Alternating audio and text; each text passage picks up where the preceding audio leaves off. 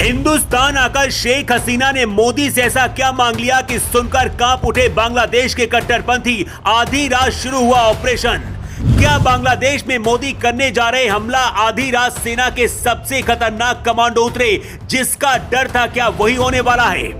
बांग्लादेश की सेना ने क्यों कर दी गद्दारी, अब बहुत महंगी पड़ेगी पाकिस्तान से यारी। भारतीय सेना को प्रधानमंत्री मोदी ने दिया आदेश। अगले 24 घंटे के अंदर बांग्लादेश में क्या होने वाला है। भारत की सेना अलर्ट हो गई है। मोदी ने अपने हनुमान को भेज दिया है और बांग्लादेश के खिलाफ हिंदुस्तान ने सबसे खतरनाक ऑपरेशन शुरू कर दिया है। शेख हसीना ने जैसे ही गाजियाबाद के हिंडन एयरबेस पर उतरी, उसके बाद सबसे बड़ी प्लानिंग शुरू हो गई है। शेख हसीना से सबसे पहले अजीत डोभाल मिलने पहुंचे। अजीत डोभाल खुफिया विभाग की दुनिया के ऐसे जासूस हैं जिनसे पूरी दुनिया डरती है। पाकिस्तान में 7 साल तक मुस्लिम बनकर रहकर आए, वहां की सेना में भी भर्ती हो गए थे, लेकिन पाकिस्तान को खबर नहीं मिली थी, क्योंकि पाकिस्तान और बांग्लादेश को डोभाल बहुत अच्छी तरीके से जानते हैं और समझते हैं। इसलिए हालातों को समझने के लिए सबसे पहले डोभाल ने शेख हसीना से मिलकर पूरी जानकारी ली है और उसके बाद अटैक किया जाएगा। शेख हसीना मोदी को अपना भाई कहती हैं।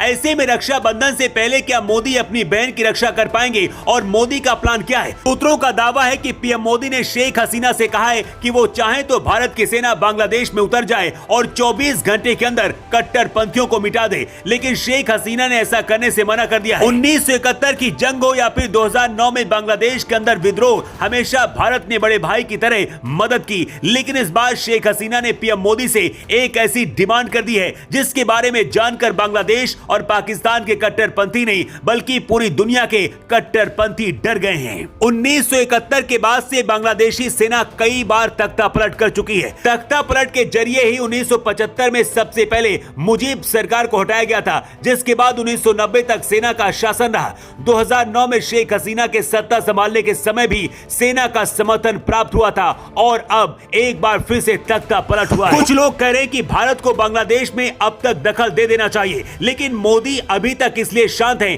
क्योंकि शेख हसीना ने मोदी से मदद नहीं मांगी।